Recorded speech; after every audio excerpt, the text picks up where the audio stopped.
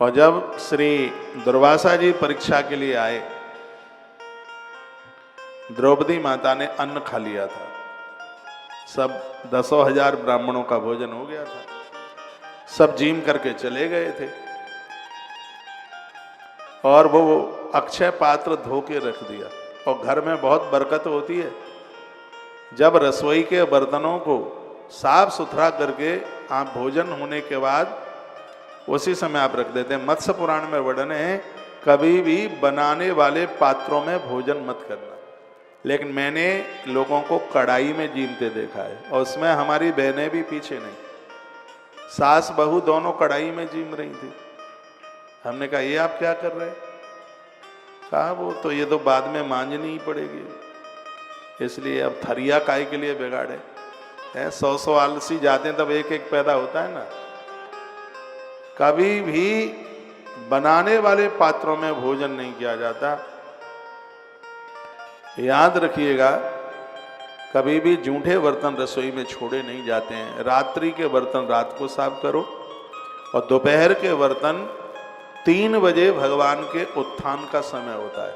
भगवान थोड़ा मध्याह्न काल में विश्राम करते हैं, तो 3 बजे उससे पहले आपकी रसोई के बर्तन साफ हो। बात तो ये मध्याह्न का समय था, द्रौपदी मैया ने सबको जिमा करके और अक्षय पात्र को साफ सुथरा करके रख दिया। इतने में 100 चेलों के साथ में दुर्वासा जी आ गए। तो उसने भेजे थे दुर्योधन ने, तो वो आ गए परीक्षा लेने के लिए। कहा बड़ी जोर से भूख लगी, हे युधिष्ठिर हमें भोजन कराओ, क्योंकि दुर्योधन को पता था इस समय भोजन मिलेगा नहीं, और महात्मा को भोजन नहीं मिला तो क्रोधी महात्मा श्राप दिए बिना रहेगा ही नहीं। तो युधिष्ठिर ने कहा हाँ मैं अभी व्यवस्था करता हूँ। कहा उन्होंने, जब तक हम नहाने के लिए जा रहे और हम अभी आते।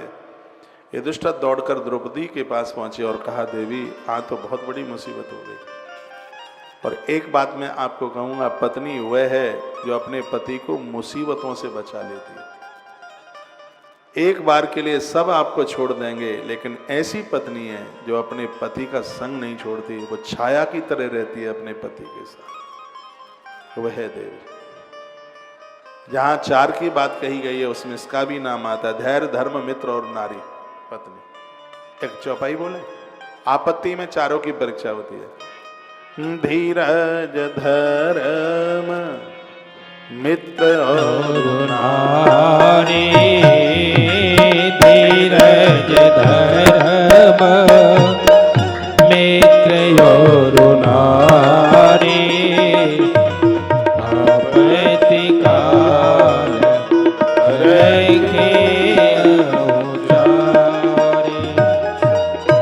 धीरज धर्म मित्र और नारी, धीरज धर्म मित्र और नारी, आपत्ति काल पर रखे उजारी।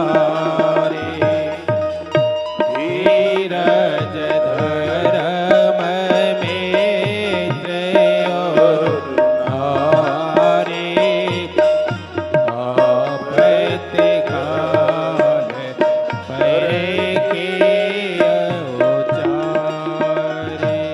पूरे देश में मेरी बहनें मुझे सुन पा रही हैं, आवाज ठीक करो, बेस कम करके बोलो। आपका स्थान कोई नहीं ले सकता।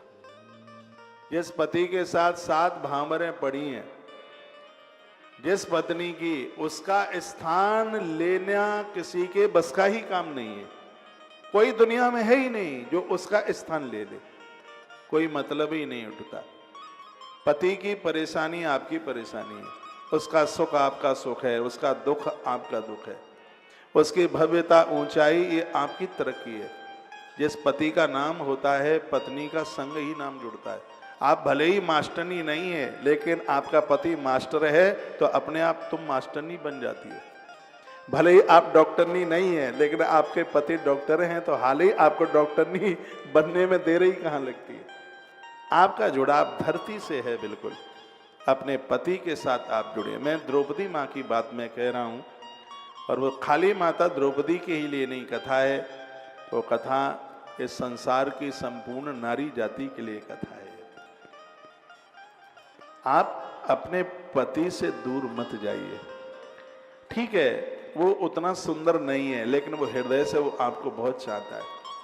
वो उतना धनवान नहीं है, लेकिन वो हृदय से तुम्हें इतना चाहता है कि आपके माथे में दर्द भी हो जाए तो उसके झरझर आंसू टपक जाते। मैंने एक पुरुष को ऑफिस में रोते देखा। उनका पिता मुझे लेके गया, अपना प्राइवेट दफ्तर था, कोई फैक्ट्री थी, तो मैं ऐसे अचानक पहुंचा तो मुझे देख करके और उसने रुमाल से आंसू एकदम पहुंचे। तो जैसे उनके पिताजी इधर को गए तो मैंने पूछा, युवा था 27-28 साल का, मैंने कहा भैया क्यों रो रहे हो? तो कहता है कि महाराज जी पापा आए, नहीं बताऊंगा। मैंने कहा कोई बात नहीं, वो उधर चले गए। तो कहा कि मेरी घरवाली बहुत अच्छी है, और अचानक उसको फोन आया है और उसको अचानक पेट में बहुत जोर से दर्द है। अब मैं पापा को कहूँगा तो पापा तो ये कहेंगे ये घरवाली का भगत है, वो इतनी अच्छी है, पूरे परिवार का ध्यान रखती है। मैंने कहा कि भैया तुम जैसे लोगों में ही तो भगवान विष्णु का दर्शन होता है।